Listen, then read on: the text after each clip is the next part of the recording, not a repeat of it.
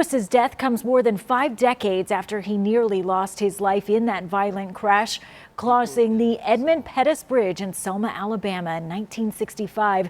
Lewis led hundreds of civil rights protesters across that bridge on a day later known as Bloody Sunday.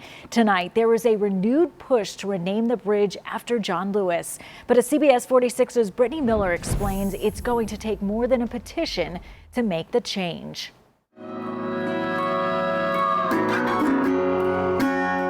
This steel arch hovers over the Alabama River, separating Selma from a neighboring town. But it's the racial divide that's made the Edmund Pettus Bridge historic, becoming the backdrop of a relentless movement. Go to your church. This march will not continue. On Bloody Sunday, hundreds of protesters fighting for the right to vote were trampled and beaten with billy clubs. Leading the pack was Congressman John Lewis. In the wake of his passing, more than 400,000 people have signed this petition to replace Pettus with Lewis. Though hundreds of thousands of people want this bridge renamed after Congressman John Lewis, not everyone who lives in Selma is on board.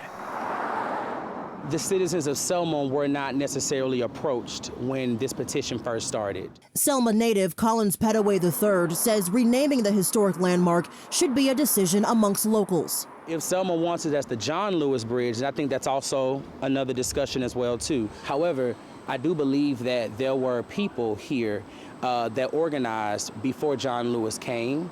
And there was also organizing going on after John Lewis left. I really don't think it would do our people justice to just have one name.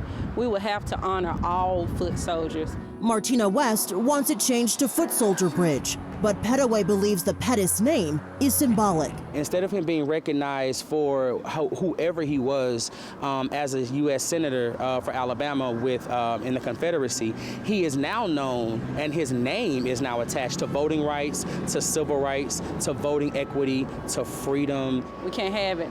He was a Confederate leader. No, we should not be honoring him.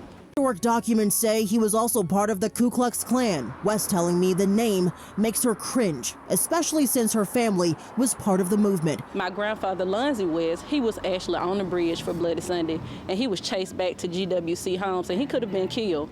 55 years later, West and many others believe it's time for change. We're always open for conversation. The important thing is that Selma is in the conversation. In Selma, Alabama, Brittany Miller, CBS 46 News.